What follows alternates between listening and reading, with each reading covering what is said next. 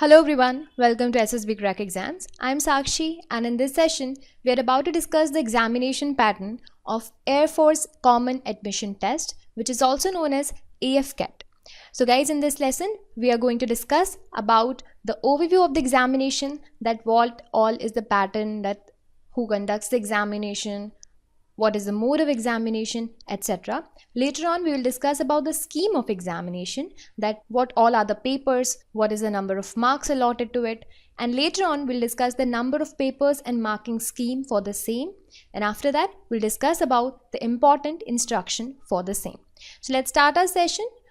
First of all, the overview that Air Force Common Admission Test, it is commonly known as AFCAT. It is an entrance examination which is conducted by Indian Air Force. Indian Air Force is the authority which conducts this examination, and they conduct to select the eligible and desirable candidates for multiple posts in flying and ground duty. That is technical and non-technical stuff, right? So this particular exam, it happens 2 times in a year. It happens twice. And the mode of examination is online. Okay, this will be the online examination. Now coming to the phases, AFCAT exam happens in the 3 phases. Phase 1 is for AFCAT, which is a common test for all, and the other one is EKT, which is Engineering Knowledge Test, and it is for the people who are qualified for EKT. Now coming to the phase 2, in phase 2, there will be AFSB interview, and in phase 3, there will be final selection after the medical test. So guys, let's move ahead and talk about scheme of examination. So as I told you, there are 2 papers. Paper 1 is common for all, and paper 2 is for the people who are qualified for it. It is Engineering Knowledge Test. So AFCAT, which is common, the exam time is usually 9:45 a.m. to 11:45 a.m., which means the total duration for AFCAT will be 120 minutes. Duration for AFCAT entry will be 120 minutes, and the marks allotted for AFCAT entry is 300 marks. Now coming to EKT, the examination time is of 4:30 p.m. to 5:15 p.m. Total 45 minutes given to this particular paper, and the marks allotted to EKT are 150 marks, which makes total marks for both AFCAT and EKT are 450, and total time allotted to both the examinations are 165 minutes. Now let's discuss these examinations one by one. First of all, we'll discuss about the AFCAT entry. First paper, AFCAT paper. There are 4 sections in it. First section is of general awareness, second is of verbal ability in English, the third is of numerical ability, and fourth is of reasoning and military aptitude.